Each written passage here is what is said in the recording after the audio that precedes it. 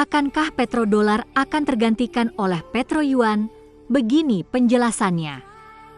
Teman-teman bakal lihat ya, dalam jangka waktu mungkin nggak nyampe 1 tahun, kalau berhasil nih project jalan tolnya Iran, next step mereka naik level, minyaknya juga wajib pakai yuan, yang terjadi minyak bumi ini akan dibagi dua, minyak Middle East sama minyak Barat. Jangan kaget, Kanada juga punya minyak, Meksiko punya minyak, Amerika punya minyak. Gua yakin dalam 1 tahun ke depan teman-teman akan saksikan minyak itu akan dibagi dua.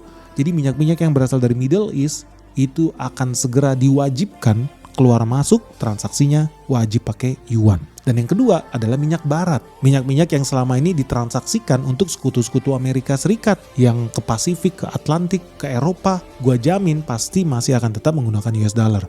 Tapi kalau negara-negara Asia, nah Indonesia ini harus siap-siap nih stok yuan yang banyak. Gua yakin akan ikut kubu yang pertama.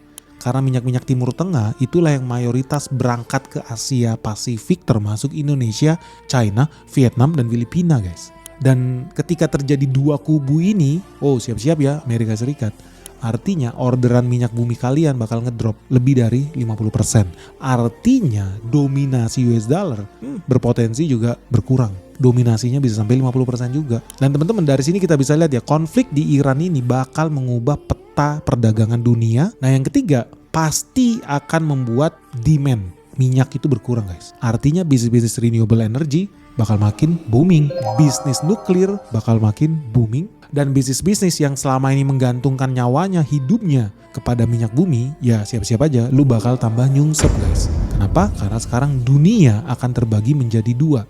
Dunia yang hidup dari minyak Timur Tengah dan dunia yang hidup dari minyak Barat. Harganya ada dua, mata uangnya ada dua. Satu pakai petroyuan, satu pakai petrodolar.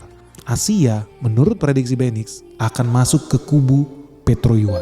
Dan teman-teman gak usah heran kalau negara Cina sendiri per hari ini udah resmi juga udah mulai cawe-cawe.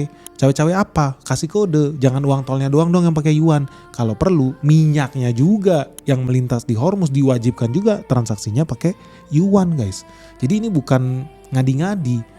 Ini memang hal yang wajib dilakukan oleh China kalau mereka mau menjadi negara superpower.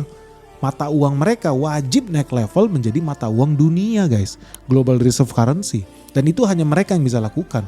Kenapa? Karena kalau lihat interview gue yang versi lengkap nih, yang sejam lebih bersama Duta Besar Rusia, di situ aja dia mengakui sebetulnya berat buat negara lain untuk men-challenge US dollar. Dan dari situ lu juga udah tahu lah, berarti faktanya yang punya potensi menjadi pengganti US dollar ya, nggak lain dan nggak bukan adalah yuan guys.